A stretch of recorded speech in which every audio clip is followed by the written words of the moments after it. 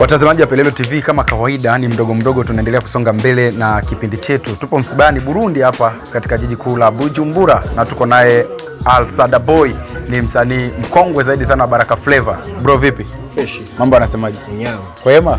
Unaishi. Unaua bro. Kizazi. Msibani unakuja na piga kiunyama kabisa hivi. Kawaida msanii kawaida. Pole sana kwanza. Nashukuru Mungu. Msiba wa Queen Solange, msanii wa Baraka Flavor, ulikukuta uko wapi? Msiba wa Solange nilikuwa niko manyumbani, nilikuwa bado sijaamka, ilikuwa ni asubuhi sana kabisa. Niliona niingia Facebook. Ilikuwa WhatsApp. Nakuta simu ni nyingi sana zishaenda pale za wasanii wenzangu. Baada hapo nikaona kama simu zimeita nyingi sana za wasanii, kitu ambacho sio cha kawaida. Nasema kuna kitu gani ambacho kimetokea tena. Hapo nilikuwa nimejawa na wasiwasi kwa sababu nilitaka nikumbusha msiba wa brother Gavi. Nijawa na wasiwasi japokuwa nilikuwa sijasikia habari. Ikabidi nipige simu kwa DJ Razi. Baraka kipindi chote alikuwa online, alikuwa kwenye wifi pale. Nikabahatika kumpata, nikamuuliza imekuaje, mbona simu ni nyingi? Akaniambia ndio hivyo, tushakuwa na msiba, Solange atakuwa naye tena, ametuacha. Kama nikata sana, lakini tulikuwa tuna namna. Hata nilikuwa bado sijaamini, nikapigia Manja akaniambia ndio hivyo, sister atakuwa naye tena, kashatuacha. Kaona kuna jinsi ndio sister kashatuacha, hatuna namna tena. Queen Solange wewe ulimfahamu wakati gani zaidi mpaka unafikia kuumia kiasi hicho? Queen Solange sina kumbukumbu vizuri, lakini ni kitambo sana kwa sababu walikuwa ni mtu wa karibu sana. Mtu wa karibu kiasi, sijui nielezeje.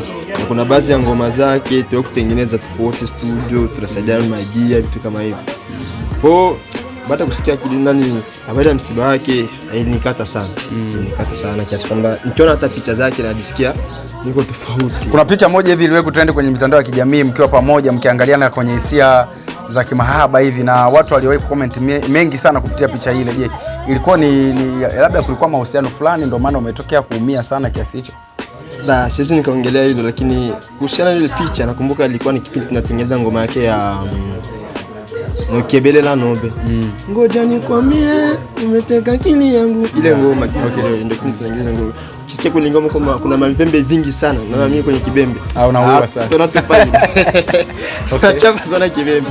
Nakumbuka tunatengeneza ngoma kibembe mule, nilifanya mimi na brother nani? Ndio yake na JMS, brother nani?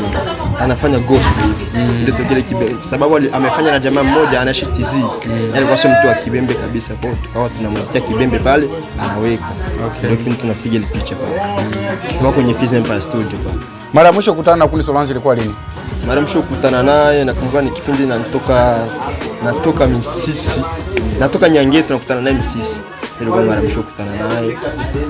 Lakini kipindi cha msiba wa brother Gavi nilikuwa nipo hapa Bujumbura, sikubahatika kwenye msiba, lakini tuliongea naye kama ananiambia mimi sasa hivi sijakaa vizuri kuvuka hapo Bujumbura, lakini narudi Baraka. Nikitoka Baraka nitakuja direct mpaka Bujumbura, maana kuna project nataka nizifanye pale Bujumbura. Nikamwambia basi poa, karibu, sisi tuko hapa. Na wazo ile ndio ilikuwa mara mwisho mimi naongea naye. Kuna message ambayo mtu waga anakumbukia kwa sababu alikuwa na WhatsApp, alikuwa pia na Facebook. Kuna message gani ambayo ukikaa unaangalia mpaka miaka nenda miaka rudi itakuwa na kukumbusha zaidi na Queen Solange?